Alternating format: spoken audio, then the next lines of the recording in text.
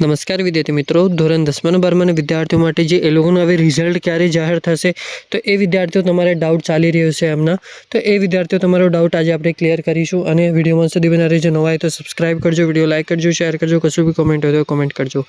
જેવી રીતે વિદ્યાર્થીઓ તમે લોકોને ખ્યાલ હશે કે જે ગુજરાત બોર્ડે અપડેટ આપી હતી કે જે તમારા લોકોનું એપ્રિલના એન્ડિંગમાં જે તમારું રિઝલ્ટ આવી જશે અથવા નહીં આવ્યું તો તે જ અમારું નેક્સ્ટ મંથની ફર્સ્ટ વીકમાં આવી જશે વિદ્યાર્થીઓ. તો જે રિઝલ્ટ તો તમારું વહેલું આવવાનું છે એ તો ગેરંટી છે વિદ્યાર્થીઓ.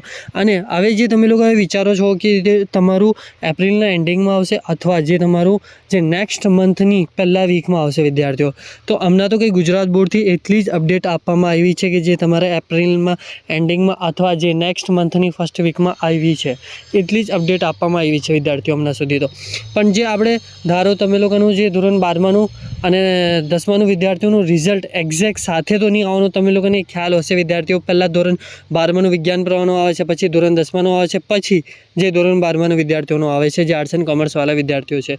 પણ જ્યારે આવશે તો આપણા ચેનલ પર તમે લોકોને અપડેટ મળી જશે. એ માટે આપણે ચેનલ સબસ્ક્રાઈબ કરીને રાખવાનું, અથવા જે આપણું ઇન્સ્ટાગ્રામ પર બી બધા વિદ્યાર્થીઓને અપડેટ આપીએ જ છે, તો તમે તો અહીંયા જઈને ફોલો કરી લેજો વિદ્યાર્થીઓ. અને પ્લીઝ નવા હોય તો સબસ્ક્રાઈબ કરો, વિડીયો લાઈક કરો, શેર કરો, કશું બી કોમેન્ટ હોય તો કોમેન્ટ કરો. અને વિદ્યાર્થીઓ હમણાં કંઈ એક્ઝેક્ટ તમને ડેટ આપી છે નહીં, જ્યારે આવશે તો આપણે ચેનલ પર મળી જશે. અને thank you for watching my video. જય હિન્દ, જય ભારત.